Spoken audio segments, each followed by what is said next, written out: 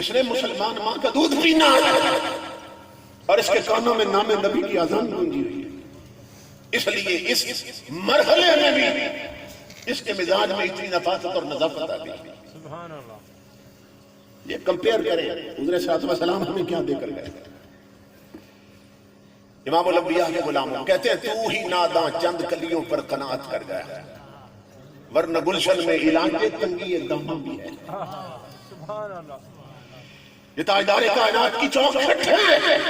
اس دروازے پر منگتوں کو صرف بھیک نہیں ملتی. یہاں آقا پہلے جولی دیتے ہیں پھر بھیک دیتے ہیں.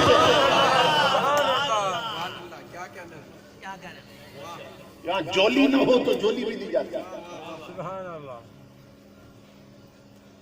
یہ حضور کا دربار ہے.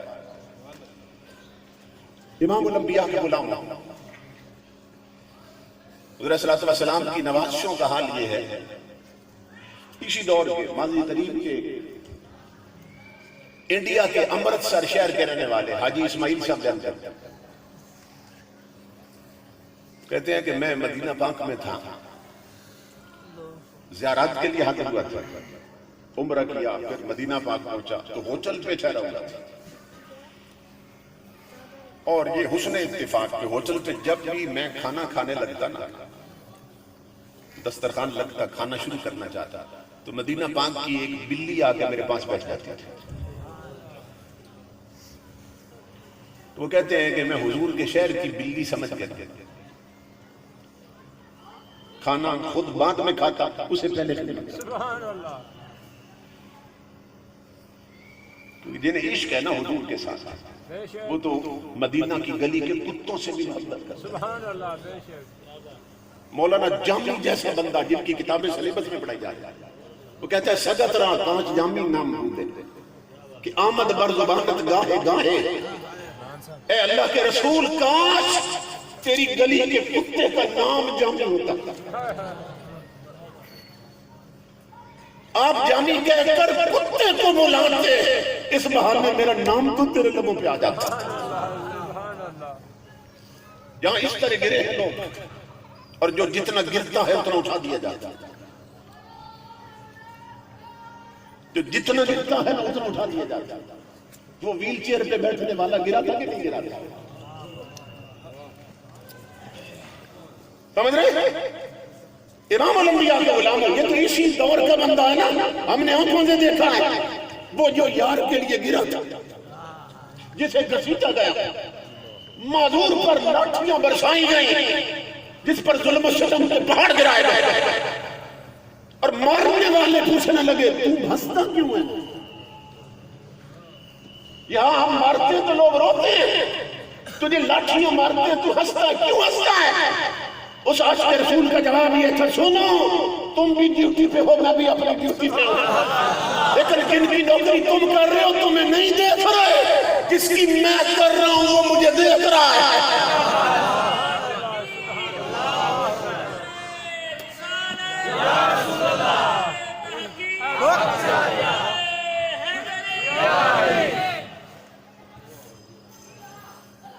اس لیے میرے آقا کے غلاموں اس چوکھٹ پہ گرنا سیکھو گرنا سیکھو. جہاں جو اپنے آپ کو مٹا دیتا ہے اسی کو انمٹ بنا دیا جاتا ہے. تو وہ کہتے ہیں کہ بلی آگے نا پاس بیٹھ جاتا ہے اور میں پہلے اس کی خدمت کرتا اس کو پیش کرتا جو بھی ہوتا پھر خود کھاتا. کہتے ہیں یوں ہی سلسلہ چلتا رہا. جب بھی کھانا کھانے لگتا بلی آ جاتی پاس. گھروں میں آپ جانتے ہیں مرغیاں رکھی ہوں بکریاں ہوں کھلی ہوئی تو کھانا کھاتے ہوں پھر قریب آ جاتا. وہ کہتے ہیں کہ مدینہ پاک میں میرے 3 دن باقی رہ گئے تھے. میں نے واپس آنا تھا انڈیا امرتسر. تو میں نے دسترخوان کھولا اور کھانا شروع کرنے لگا. حسب معمول بلی آ کے بیٹھ گئی. کہتے ہیں میں دل میں سوچ رہا تھا بلی کے لیے لقمے بنا رہا تھا لیکن دل میں سوچنے لگا کہ یہ بلی جو ہے نا یہ مجھ سے مانوس ہو گئی ہے. سبحان اللہ. میری بیلی بن گئی ہے.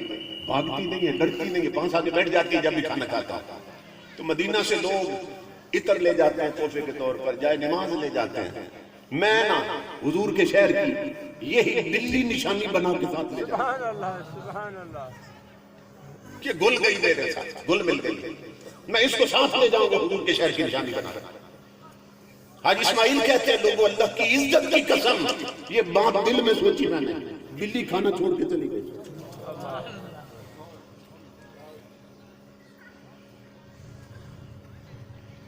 وہ کتنے احمق ہیں جو کہتے ہیں نبی کو دیوار کے پیچھے کی خبر نہیں، وہ کہتے ہیں دل میں سوچا بلی کو لے جاؤں گا انڈیا، بلی کھانا چھوڑ کے چلی گئی۔ مجھے نہیں سمجھ آئی بلی کیوں چلی گئی۔ کہتے ہیں کھانا میں کھا چکا تو مسجد نبی سے نا اذان کی آواز آئی، تو میرا معمول تھا ہر نماز پڑھتا تھا مسجد میں جانا، اور نماز کے آخر میں نا حضور کی جالیوں پہ سلام پیش کر کے پھر آتا تھا واپس۔ حاج اسماعیل کہتے ہیں کہ جب مسجد میں نماز پڑھ کے جالیوں پہ حاضر ہوا تو وہی بلی جالیوں کے ساتھ لگی بیٹھے۔ سبحان اللہ کہتے ہیں مجھے پھر بھی نہیں سمجھ آئی، واپس آ گیا، اگلی اذان ہوئی، نماز پڑھنے گیا، پھر جالیوں پہ حاضری ہوئی، بلی وہیں بیٹھی۔ عشاء کے وقت گیا، بلی پھر وہیں بیٹھی۔ کہتے ہیں میں سمجھ گیا کہ اس کا مطلب یہ ہے کہ بلی کو جب بھوک لگتی ہے نا تو پھر کھانے پینے کے لیے ہوٹلوں پہ چلی جاتی ہے، لیکن جب پیٹ بھر لیتی ہے تو پھر اس کا مستقل مقام یہ ہے یہاں آ کے بیٹھ جاتا ہے۔ اس کا مطلب یہ پکی جگہ ہے اس کے بیٹھنے کی۔ حاج اسماعیل کہتے ہیں مدینہ میں آخری رات تھی میری، اور میں نے مدینہ پاک سے ایک پنجرا بھی خرید لیا تھا کہ صبح اس بلی کو آخری سلام پیش کرنے آنا تو ہے، تو یہ جالیوں بھی تو ہوتی ہے، تو یہیں سے پکڑ کے نہیں سے انڈیا لے جاؤں۔ پکا پروگرام بنا چکا، اسی دور کا بندہ ہے۔ وہ کہتے ہیں لوگوں اللہ کی عزت کی قسم رات کو جب ہوٹل پہ سو گیا، میں تو سو گیا مگر میری قسمت جاگ گئی۔ میں نے خواب میں دیکھا امام الانبیاء تشریف لا رہے ہیں، زندگی میں پہلی بار جمال یار دیکھا تھا، میں قدموں پہ گرا، میں نے عرض کی مدینے والے میرے آقا بڑا کرم کر دیا آپ نے، مجھے اپنا دیدار عطا کر دیا۔ امام الانبیاء نے فرمایا حاجی اسماعیل سننا غور سے، کہا تو اس لائق نہیں تھا تجھے دیدار کرایا جاتا مگر مجھے آنا پڑا۔ حضور نے فرمایا، میں نے خواب میں عرض کیا آقا کیسے تشریف لائے؟ فرمایا حاجی اسماعیل تجھے حکم دینے آیا ہوں، خود جا سکتے ہو، میرے مدینے کی بلی نہیں لے جا سکتے ہو۔ سبحان اللہ سبحان اللہ کرم نوازی دیکھیے حضور، خود جا سکتے ہو، حضور نے فرمایا بلی نہیں لے جا سکتے ہو۔ حاج اسماعیل کہتے ہیں خواب میں قدموں پہ گرا، میں نے عرض کیا اللہ کے حبیب یہ بات تو میں نے کسی سے ذکر ہی نہیں کی، یہ تو بتایا تک نہیں میں نے کسی کو، آقا آپ کو کس نے بتا دیا؟ امام الانبیاء نے فرمایا حاج اسماعیل صرف آج کی بات نہیں ہے، 3 دن ہو گئے وہ بلی کچھ کھائے پیے بغیر میری جالیوں سے لپٹ کے رو رہی ہے اور عرض کر رہی ہے مدینے والے مجھے تیرے شہر سے جدا کر رہا ہے، میرے آقا مجھے انڈیا لے جانا چاہتا ہے، میں مر جاؤں گی مدینہ چھوڑتے ہی، میرے آقا میرا لڑتا ہوا گھر بچا لے، مجھے اپنے سے جدا نہ ہونے دیں۔ امام الانبیاء نے فرمایا خود جا سکتے ہو، بلی نہیں لے جا سکتے ہو۔ میرے آقا کے غلاموں سوچو، اور جس نبی کے گھر پر بلیاں صدا لگائے تو ان کی بھی سن لی جائے، اس دروازے پر اگر قوم کی بیٹیاں آواز دیں گی مدینے سے خیرات کیوں نہیں آئے؟ لیکن سوال یہ ہے بیٹیاں بیٹیاں بن کے دکھائیں تو صحیح، اگر بیٹیوں کے دوپٹے اتر جائیں، اگر وہ میک اپ کر کے اور بازاروں میں پھریں، اگر ویڈیو اور فلمیں بنانے میں فخر سمجھیں، اگر جوانوں کے ہاتھ میں ٹچ موبائل ہو اور 24 گھنٹے آنکھوں کی بدکاری میں مبتلا رہے، اگر بہو بیٹیوں کے ہاتھ میں رومانٹک ناول ہو، فاطمہ زہرا کی سیرت کی کتابیں نہ رہے، تو پھر بیٹیاں امت کی ہو کے بھی بیٹیاں نہیں رہتی۔ مدینے کا فیض آج بھی جاری ہے، تاجدار کائنات آج بھی نوازنا چاہتے ہیں، لیکن ہمارے کنیکشن کمزور ہو گئے۔ قلندر لاہوری نے اسی طرح اشارہ کیا تھا کہ کفر و طاغوت کی پلاننگ یہ ہے کہ یہ فاقہ کش جو موت سے ڈرتا نہیں ذرا، روح محمد اس کے بدن سے نکال دو۔ سبحان اللہ، سبحان اللہ، کیا کہنا ہے؟ یہ روح محمد کیا ہے؟ عشق محمد، کہ یہ فاقہ کش جو موت سے ڈرتا نہیں ذرا۔ ڈاکٹر اسرار احمد کا بیان ہے، ڈاکٹر اسرار احمد صاحب مرحوم، وہ کہتے ہیں میں، وہ MBBS ڈاکٹر بھی تھے، اسلامک اسکالر بھی، وہ کہتے ہیں میں لاہور کے ہسپتال میں MBBS کرنے کے بعد وہاں ہاؤس جاب کر رہا تھا، پریکٹس کر رہا تھا، ان دنوں تحریک ختم نبوت کا جلوس نکل رہا تھا اور 3 لائنیں لگا دی گئی تھی کہ جو انہیں کراس کرے گا گولی اس کے سینے سے پار کر دی جائے گی۔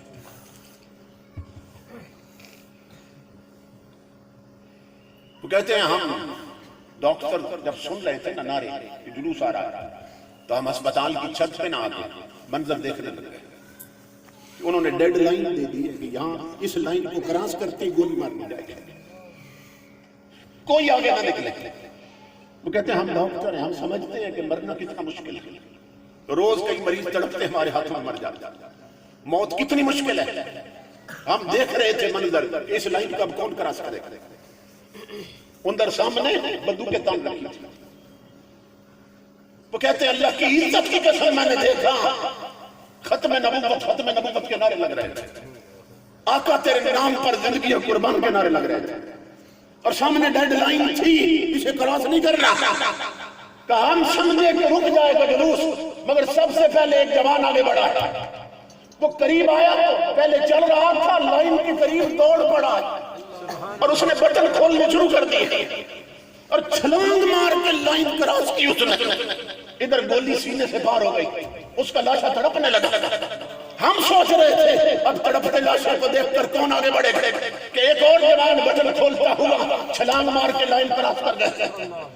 2 لاشیں نہیں، دیر ہو گئی، پھر ہم گن نہیں سکے شمع رسالت پر کتنے پروانہ لٹے ہیں۔ وہ کہتے ہیں اللہ کی عزت کی قسم، ڈاکٹر اسرار کہتا ہے میرا کانٹا بھی یہ منظر دیکھ کے بدلا تھا کہ مدینے والے تیری عظمتوں کے قربان، جب تحقیق کی گئی تو وہ پہلے لٹنے والے دونوں جوان ایک ہی ماں کے پالے ہوئے 2 لال تھے۔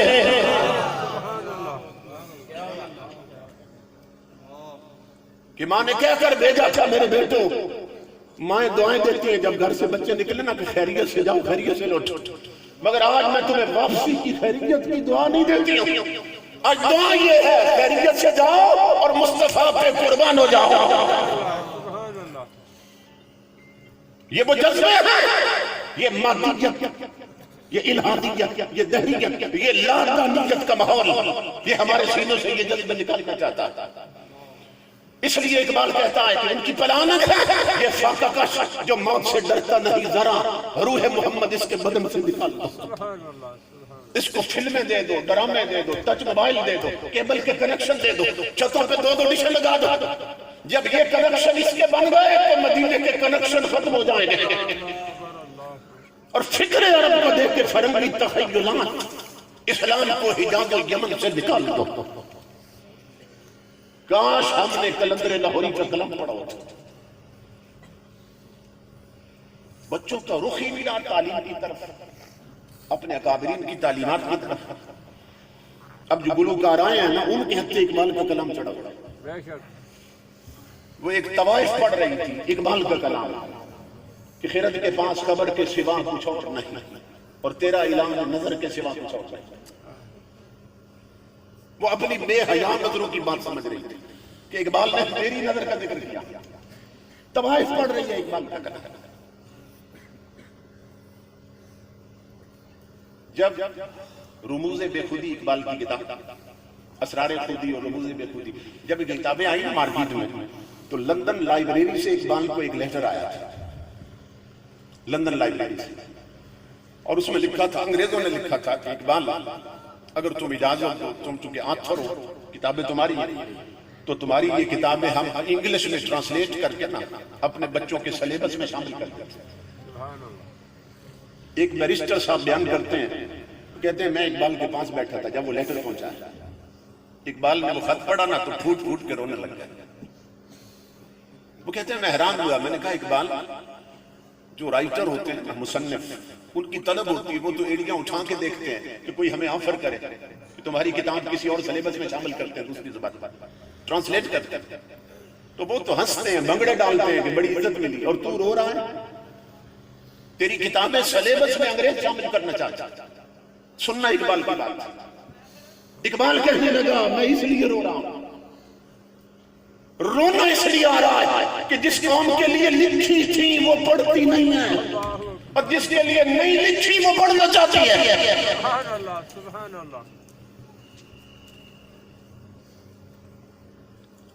اس لیے یہ ٹچ موبائل چھوڑو جوانوں، کم از کم اقبال کی کلیات لے کے اس کا مطالعہ کرو، اس کی شروحات پڑھو، تمہیں معلوم ہو غیرت مسلم کیا ہے، خودی کیا ہے، خودداری کیا ہے. وہ کلندر لاہوری بہت پہلے بتا چکا کہ پلاننگ ہے کافروں کی، اور اس نے اس وقت خبر دی تھی کہ وطن کی فکر کر ناداں مصیبت آنے والی ہے، تیری بربادیوں کے مشورے ہیں آسمانوں میں، اور چھپا کر آستین میں بجلیاں رکھی ہیں گردوں نے، انادل باغ کے غافل نہ بیٹھے آشیانوں میں. اقبال نے جھجوڑا اور جگانے کی کوشش کی تھی. اقبال کہتا ہے کفر و طاغوت کی پلاننگ ہے کہ یہ فاقہ کش جو موت سے ڈرتا نہیں ذرا، روح محمد اس کے بدن سے نکال دو، یعنی عشق رسول نکال دو. اور آگے کیا، فکر عرب کو دیکھ کر فرنگی تخیلات اسلام کو حجاز و یمن سے نکال دو. فکر عرب کیا ہے اور اس کو فرنگی تخیلات میں بدلنا. فکر عرب کیا ہے، وہ بیٹیوں کا پردے میں رہنا، جوانوں کی جیب میں تاش کے پتے نہیں سورہ یاسین کا رہنا، ہاتھوں میں رومانٹک ناول نہیں سیرت فاروق اعظم کی کتابیں رہنا، سامنے ٹی وی نہیں مصطفیٰ کا قرآن رہنا. یہ فکر عرب ہے. مسجدوں کی چٹائیاں نمازیوں سے بھری رہنا، گھروں کے مسلح سجدوں سے آباد رہنا، عورتوں کا شمع محفل نہ بننا، چراغ خانہ بنے رہنا. یہ فکر عرب ہے، اور میر عرب کی یہ فکر ہے. اقبال کہتا ہے فکر عرب کو دیکھ کر فرنگی تخیلات کافر کیا چاہتے ہیں، اسلام کو حجاز و یمن سے نکالنا. اور افغانستان کے بارے میں بطور خاص بات، کیونکہ ان کی غیرت مشہور تھی، کہا افغانیوں کی غیرت دین کا ہے یہ علاج، ملا کو اس کے کوہ دمن سے نکالنا. کہ اگر قیادت ملا کے پاس رہی، وہاں عالم کو ملا کہتے ہیں، تو پھر ان کی غیرت بھی رہے گی، شرم بھی رہے گی، حیا بھی رہے گی، بیٹیوں کے سر پہ دوپٹے بھی رہیں گے، گھروں میں رسول کا کلچر رہے گا، تہذیب اسلام رہے گی، اسلام کا تمدن رہ جائے گا. اس لیے وہ کہتا ہے افغانیوں کی غیرت دین کا ہے یہ اعلان، یہ کافروں کی پلاننگ ہے کہ ملا کو اس کے کوہ دمن سے نکال دو، اور اہل حرم سے ان کی روایات چھین لو. اللہ، اہل حرم سے ان کی روایات چھین لو، اور آہوں کو مرغزار ختم سے نکال دو. کس کس چیز پر انہوں نے روایت ہے؟ امام الانبیاء کے غلاموں، میں کئی سال پہلے کی بات، یورپ کے دورے پہ گئے، تو پہلا خطاب جو تھا وہ آکسفورڈ سٹی میں تھا، اور آکسفورڈ یونیورسٹی بہت مشہور ہے وہاں کی. تو وہاں جب پہنچا تو میں نے انہیں کہا کہ یہاں کی یونیورسٹی بہت مشہور ہے، تو اگر ہو سکے تو مجھے یونیورسٹی دکھاؤ. انہوں نے کہا کہ اب وقت ایسا ہے شاید ہمارے پہنچنے تک نہ وہ بند ہو جائے گا. میں نے کہا چلو میں اس کی عمارت ہی دیکھ لوں گا، مجھے لے تو چلو. تو پاکستانی رہتے تھے کافی سال سے وہاں، تو وہ لے گئے. تو راستے میں وہ بتانے لگے کہ وہ حضور ضیاء الحمد جسٹس پیر محمد کرم شاہ علیہ رحمۃ اللہ علیہ ان کے مرید تھے جو ہمارے میزبان تھے. انہوں نے کہا کہ حضور ضیاء الحمد بھی تشریف لائے تھے، تو انہوں نے بھی فرمایا کہ میں وہ یونیورسٹی دیکھنا چاہتا ہوں. اس وقت وہ کھلی تھی، ہم حضور ضیاء الحمد کو لے گئے. آپ نے فرمایا کہ مجھے اور کہیں نہ لے جاؤ، لائبریری میں لے جاؤ. علم دوست شخصیت، کتابوں میں زندگی گزری لکھتے ہوئے، اور خود صاحب کتاب ہو گئے. تو فرمانے لگے مجھے لائبریری میں لے جاؤ. لائبریری کو دیکھ رہے تھے، اور اسلامک بکس کا جو پورشن تھا نا جہاں اسلامی کتابیں لگی، پیر صاحب وہاں کھڑے ہو گئے، کتاب دیکھتے تھے، نکالتے تھے، پڑھتے تھے. کہتے ہیں ایک کتاب پیر صاحب نے نکالی، اس کو دیکھتے ہی پیر صاحب دھاڑے مار کر رونے لگے. ہم پریشان ہوئے، اس کتاب کو دیکھ کر اتنا کیوں روئے؟ تو ہم نے پوچھ لیا حضور یہ کتاب کو دیکھ کر اتنا کیوں روئے؟ تو حضور ضیاء الامت فرمانے لگے تمہیں نہیں معلوم، مجھے معلوم ہے، یہ ہمارے شیخ عربی حضرت شیخ محی الدین ابن عربی، ان کے ہاتھوں کی لکھی ہوئی کتاب انگریزوں کی لائبریری میں پڑھی۔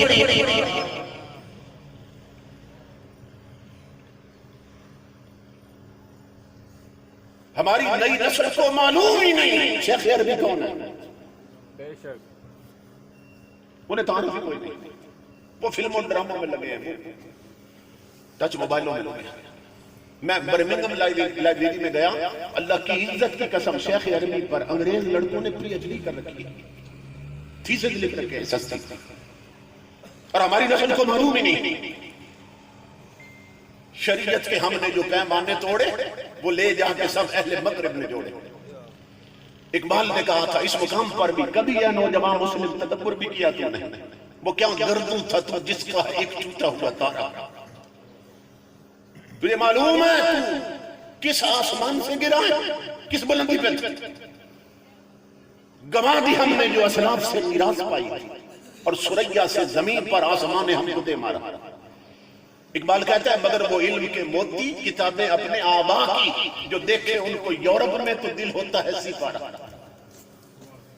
کہ میرے بڑوں کی لکھی ہوئی کتابیں جب یورپ کی لائبریریوں میں نظر آتی ہیں نا، تو اقبال کہتا ہے میرے دل کے 30 ٹکڑے ہو جاتے ہیں۔ پیر صاحب فرمانے لگے ہمارے شیخ عربی ابن عربی کی لکھی ہوئی یہ کتاب انگریزوں کی لائبریری میں پڑھی، اور ہماری نسل جانتی نہیں ہے کہ ابن عربی کون ہے۔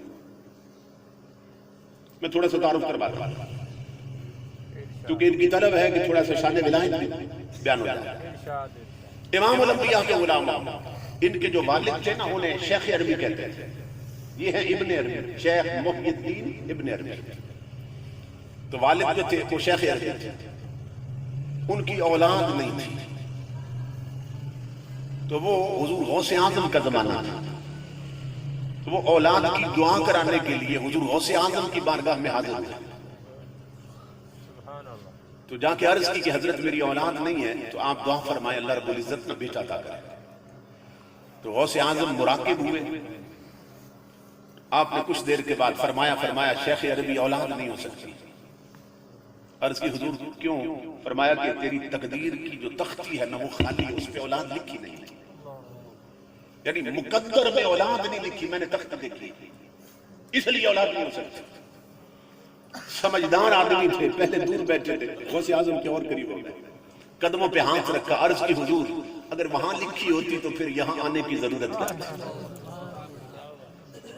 جن کی وہاں لکھی ہو انہیں تو گھر بیٹھے مل جاتی، پھر یہاں آنے کی کیا ضرورت ہے؟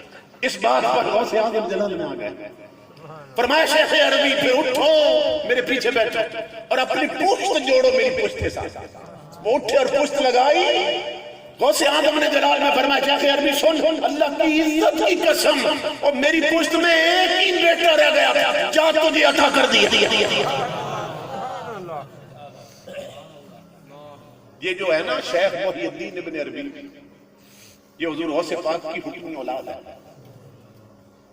یہ پھر 9 مہینے بعد پیدا ہوتا ہے۔ تو یہ اتنی بڑی شخصیت ہے، ان کی کتابیں یورپ کی لائبریری میں پڑھی اور انگریز بچے ان پر پی ایچ ڈی کر رہے ہیں، تھیسس لکھ چکے۔ اور مقام کیا تھا، پرواز کیا تھی؟ آج ہمارے ینگسٹر اور یوتھ جو ہے نا نوجوان، وہ جب انوینشنز دیکھتے ہیں اور ڈسکوریز دیکھتے ہیں اور ترقیاں سائنس کی، وہ مرور ہو جاتے ہیں کہ دیکھیں وہ کہاں کس طرح کی منزل تک جا پہنچے اور کتنے بلند ہو گئے۔ تو یہ جو مولانا ہے نا یہ ہمیں بیکورڈ رکھنا چاہتا ہے، کہتے دنیا بڑی ترقی کر چکی ہے، سائنٹیفک ریس میں، ڈسکوریز میں دنیا کتنی آگے نکل چکی ہے، اور ملا کی دوڑ مسجد تک یہ سائنٹیفک ریس میں پیچھے رکھنا چاہتا ہے، یہ بیکورڈ کر دیں گے ملا جو ہے مولوی۔ امام الانبیاء کے غلام، اللہ کی عزت کی قسم کھا کے کہہ رہا ہوں، میں نے پنجاب یونیورسٹی سے ماسٹر کی ڈگری لی ہے ایز اے ریگولر اسٹوڈنٹ، اور مدرسوں میں علماء کے جوتے بھی سیدھے کیے ہیں، کچھ سائنس بھی پڑھی ہے اور علم دین بھی حاصل کیا ہے، اور میں علی وجہ البصیرت اور دلائل کی روشنی میں بتا رہا ہوں کہ سائنس کے اس ترقی کے دور میں بھی جس مقام پر سائنس کی انتہا ہے وہاں سے نالین نبی کی ابتدا ہو رہی ہے.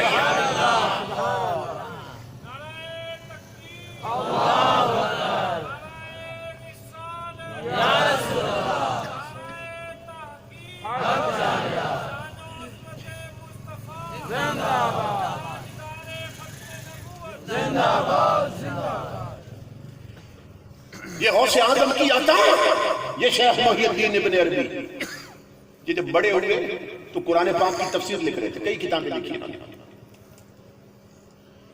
تو تفسیر لکھ رہے تھے، سورہ یوسف کی اس آیت پہ پہنچے نا جس میں اللہ نے وہ منظر بیان کیا ہے کہ جب زلیخا یوسف علیہ السلام کو 7ویں کوٹھڑی میں لے گئی تھی اور تالے لگا کے آخری کوٹھڑی میں جا کر قالت حیت لک، کہنے لگی کہ اب خواہش پوری کر. اس مقام پر قرآن کہتا ہے. اب وہ اس آیت کی تفسیر لکھنا چاہتے ہیں. قرآن کیا کہتا ہے؟ وَلَقَدْ هَمَّتْ بِهِ وَهَمَّ بِهَا لَوْلَا أَن رَأَىٰ بُرْهَانَ رَبِّهِ. قرآن کہتا ہے اس عورت نے تو ارادہ کر ہی لیا تھا اور یوسف علیہ السلام بھی کر لیتے اگر رب کی دلیل نہ دیکھی ہوتی. یعنی یہ اسلوب بیان بتا رہا ہے کہ یوسف علیہ السلام نے ارادہ بھی نہیں کیا کہ اگر رب کی دلیل نہ دیکھی ہوتی تو وہ بھی ارادہ کر رہا تھا. اب شیخ محی الدین ابن عربی نے یہاں قلم رکا ہے کہ اس آیت کی تفسیر میں کیا کیا، کیونکہ دیگر جو تفاسیر ہیں مفسرین، کوئی کہتا ہے کہ وہ جو رب کی دلیل تھی وہ کیا تھی کہ 7ویں کوٹھڑی میں حضرت یعقوب علیہ السلام اچانک سامنے آ گیا تھا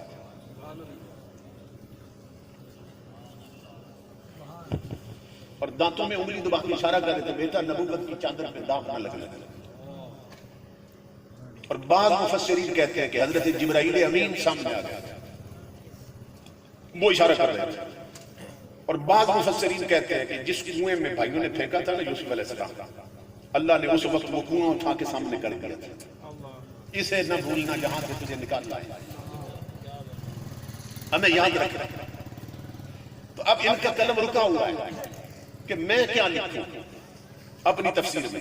جبریل کو دیکھا تھا، یعقوب علیہ السلام آئے تھے یا کنواں دیکھا تھا، میں کیا لکھوں اپنی تفسیر میں.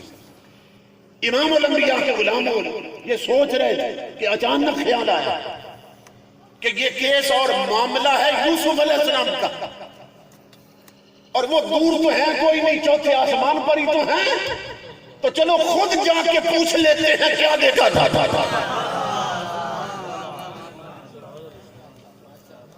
اور قلم وہی رکھ دیا، یہ غوث اعظم کے حکم بیٹے ہیں، عطا ہے غوث اعظم کی. قلم وہی رکھا، کاغذ وہی رکھا، آقا پر درود پڑا، بلند میں اتنا آگے نکلے، چوتھا آسمان پیچھے رہ گیا، یہ آگے نکل گئے. اقبال کہتا ہے عشق کی ایک جذبہ نے طے کر دیا قصہ تمام، اس زمین و آسمان کو بھی کرا سمجھا تھا میں. یہ تو عشق کی ایک چھلانگ بنتی. امام الانبیاء کے غلاموں شیخ محی الدین ابن عربی کے پاس کون سی چاند گاڑی تھی جس پہ گئے تھے؟ یہ وہی تھی جو الماریوں میں گھروں میں ہم نے بند کر کے رکھ دی. T V L C D سجا رکھے ہیں، قرآن الماریوں میں چھپا رکھا ہے. مسلمانوں کے گھروں میں جاؤ تو ٹی وی پوچھنے کی ضرورت نہیں کہ ٹی وی کہاں رکھا، قرآن پوچھنا پڑتا ہے قرآن کہاں رکھا ہے. جسے سامنے رکھنا تھا اسے چھپا دیا، جسے چھپانا تھا اسے سجا دیا. انجام غلامی کیا کہ یہ بربادی سی بربادی ہے. جو درس ہے بطحہ نے دیا وہ درس پڑھانا بھول گئے. عبرت کا مرقع یہ پستی اور قابل حیرت یہ مستی، اوروں کو جگانا یاد رہا خود ہوش میں آنا بھول گئے. لوٹو دہلیز مصطفیٰ کی طرف، لوٹو چوکھٹ مصطفیٰ کی طرف تاکہ عظمت رفت اپنے بال ہو سکے.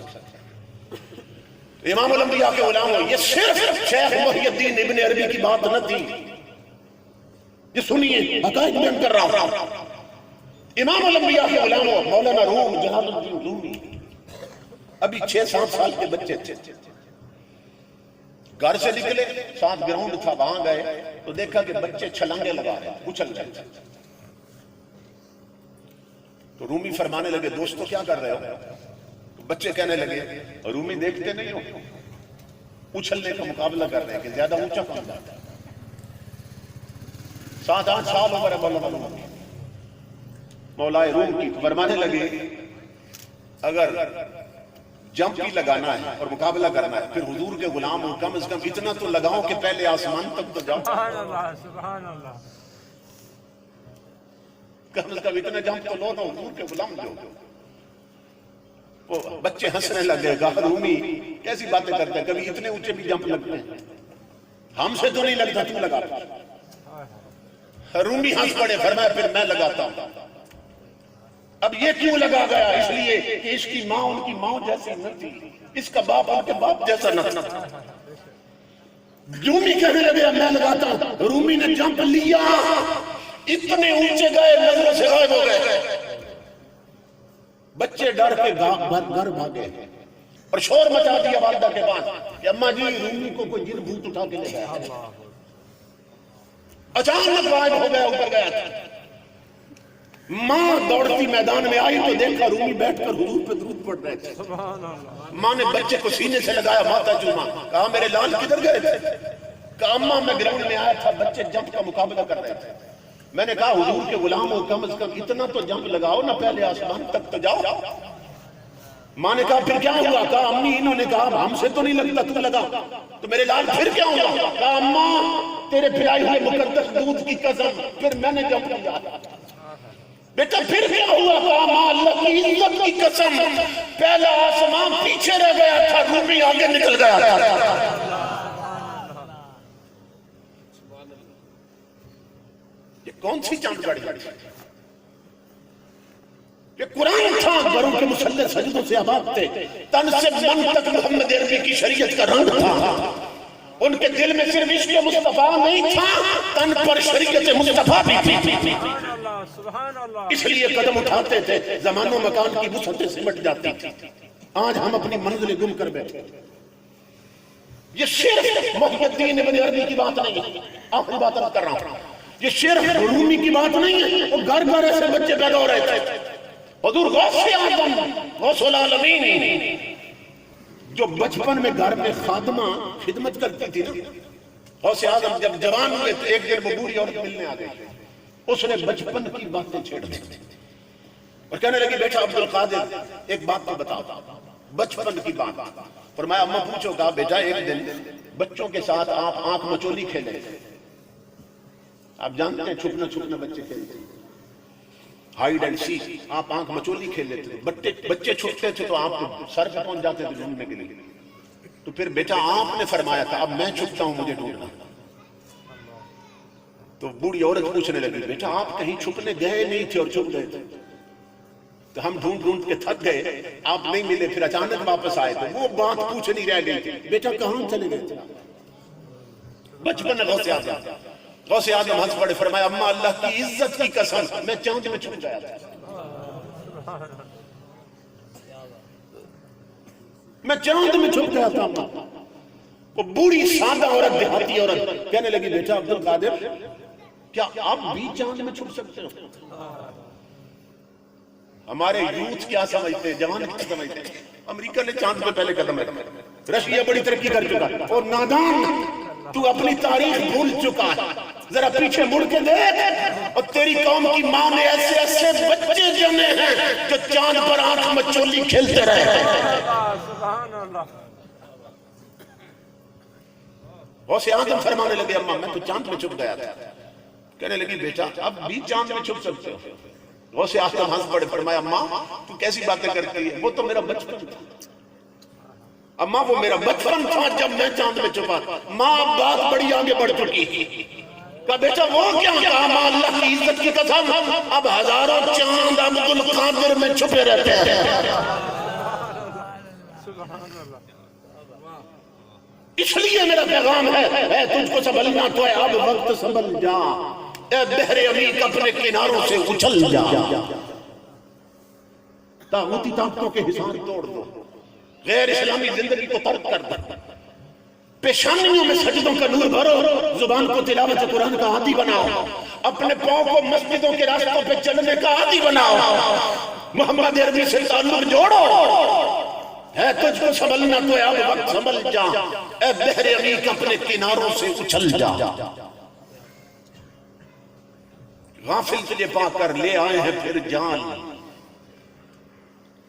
یہ موجودہ دور کے جتنے فتنے یہ سب جان ہے تیری ایمان کو لوٹنے کے لیے، کیوں غافل ہو چکے ہیں ہم، غافل تجھے پا کر لے آئے ہیں پھر جان۔ تو باز ہے بلبل نہیں بستان سے نکل جا، باطل سے نہ ڈر، جنگ کے میدان میں اتر جا اور رخ پہ نظر ماہو سرکیا سے گزر جا۔ کی تجھ کو حسین ابن علی نے یہ وصیت رضی اللہ تعالیٰ کی تجھ کو حسین ابن علی نے یہ وصیت کہ مرنا ہے تو ڈر موت سے، جینا ہے تو مر جا، موت قبل ان تموت۔ تقدیر الہی کے نوشتے بھی وہی ہیں، اللہ بھی وہی، اس کے فرشتے بھی وہی ہیں، اتریں گے ملائک تیری امداد کو اب بھی، گر ذات خدا سے تیرے رشتے بھی وہی۔ اپنے وہ رشتے بحال کرو حضور کے ساتھ، مدینے کی خیرات تو آج بھی بڑھ رہی ہے، جو اہل ہوتا ہے اس کی جھولی بھر دی جاتی ہے۔ تو میں اپنے عزیز بھائیوں کا جن کے والد گرامی ہمارے گھر کے فرد کی طرح تھے، تو بیٹے باپ کی سیرت کے امین بن جاتے ہیں۔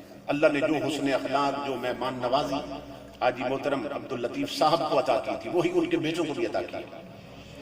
اللہ رب العزت ان کو دارین کی برکتیں، نعمتیں، عظمتیں اور سعادتیں نصیب فرمائے، اور ہمارے محترم بھائی حاجی عبدالقیوم اتاری صاحب کی والدہ مرحومہ کو جوار رحمت میں مقام خاص عطا فرمائے، اور جتنے تشریف لائے ہیں سب کے جو گزر چکے ہیں سب کو حضور صلی اللہ علیہ وسلم کی صحبت و سنگت اور معیت اور دیدار نصیب فرمائے، اور آنے والوں کو قدم قدم پہ دو جہان کی راحتیں، برکتیں اور آسانیاں عطا فرمائے۔ وما علینا الا البلاغ۔